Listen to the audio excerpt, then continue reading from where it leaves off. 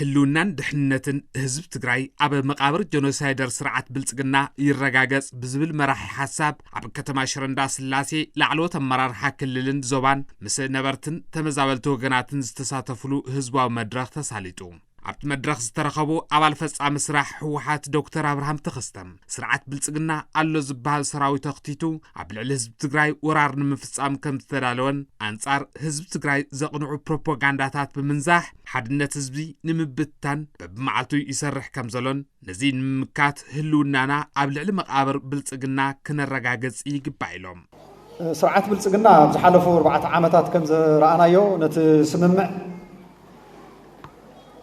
ናተሓሶ ኣብ መወዳእታኻ ሙሉእ ቡድ ፍሪስዎ እዩ ምስለኔ መዲቡ ከም ድላይ ክገብረኩም ከም ድላይ ክገዝአኩም ኢሉ ምስለኔ መዲቡ ሙሉእ ከም ዘፍረሶ ብዕሊ ነጊርና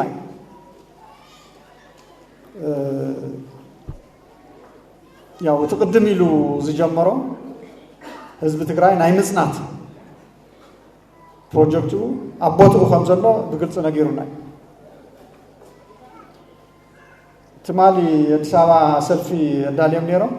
علامة نايت سلفي ياو نتقراي نوقعي بعلو بلسقنا زدالوي توانا ملوختو منقسي إثيوبيا نتقراي يوقعلناي سلازي حزب تقراي ناي منبركا حزب تقراي ناي مزنات بروجكتو أبوتي إزر أي قدفون بلسقنا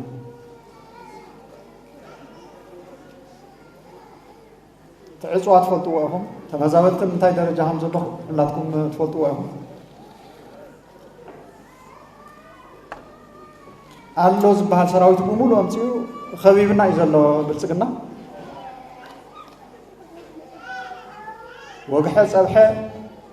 አንጻር ህዝብ ትግራይ ዝፍኖም ፕሮፓጋንዳታት ተካታተሉዋ እዚ ሁሉ ብትዕግስቲ እዩ ዝሕለፍና ዝበጽሕ ዘሎ ግፍዒ ብጣዕሚ ከቢድ እዩ ይርዳእና ኣብ ትሕቲ ጸላኢ ዘሎ ህዝብ ኣሎ ወግሕ ዝቅተል መንነቱ ቅይር ዝግደድ ዘሎ ብጣዕሚ ሕሱም ናብራ ዘሎ ህዝብ ኣለና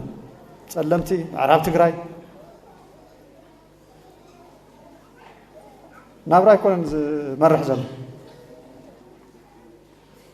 ተመዛቢልኩም ዝመጻኹም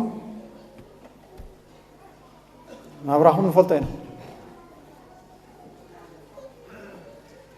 ሉዓላዊ ግዛት ትግራይ ሕጂውን ብጸላኢ ተታሒዙ ዘሎ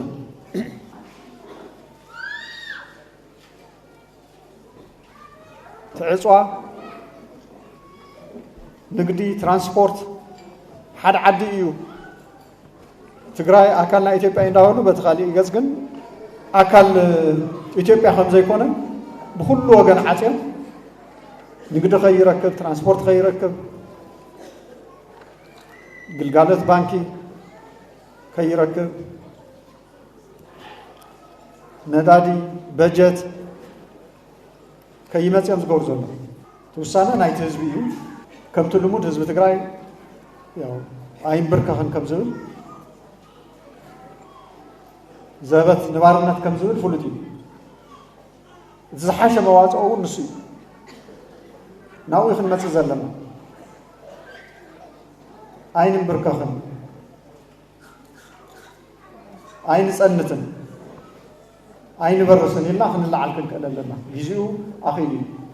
ከንቲባ ከተማ ሽረ እንዳስላሴ ኣይተ ገብረመድህን ዮሃንስ ቦገኖም ሕዚ ንዘይተርፍ ዓወት ንምቅጽጻል ኩለ መዳያዊ ምድላዋት ሓፍ ምባል ከም ዘድሊ ምስ ገለጹ ነዚ ንምዕዋት ድማ ካብ ላዕሊ ክሳብ ታሕቲ ብዝተማልአ መንገዲ ሓደ ርድኢት ክህልወና ይግባእ ኢሎም ኣብቲ ዝቐረበ መማየጥ ዛዕባታት ኣድሂቦም ርእይቶታት ዝሃቡ ተሳተፍቲ ብወገኖም ምስ መደብ ብሄራዊ ጻውዒት ምስላፍ ተተሓሒዙ ኣብ ማሕበራዊ ሚድያታት ብጸላእቲ ዝውዝዑ ናይ ሓሶት ሓበሬታታት ንጎድን ብምግዳፍ ህዝቢ ትግራይ ምእንተ ምርጋጽ ሃልዋቱን ድሕንነቱን ብዝተጠናኸረ መልክዑ ኣብ ምትእማን ዝተመስረተ መደብ ምስላፍ ክሳለጥ መንእሰይ ናብ ሰራዊት ብምጽምባር ዝገጠሞ ቃል ስህላወ ብቕልጹም ከረጋገጽ ይግባእ ኢሎም ኣብ መወዳእታ ሃልዋትን ድሕንነትን ህዝቢ ትግራይ ንምርጋጽ ዝወፅእ ኣዋጅ 366 أزبار 2018 تساتفت مدرخ بملء دمسي دقفومو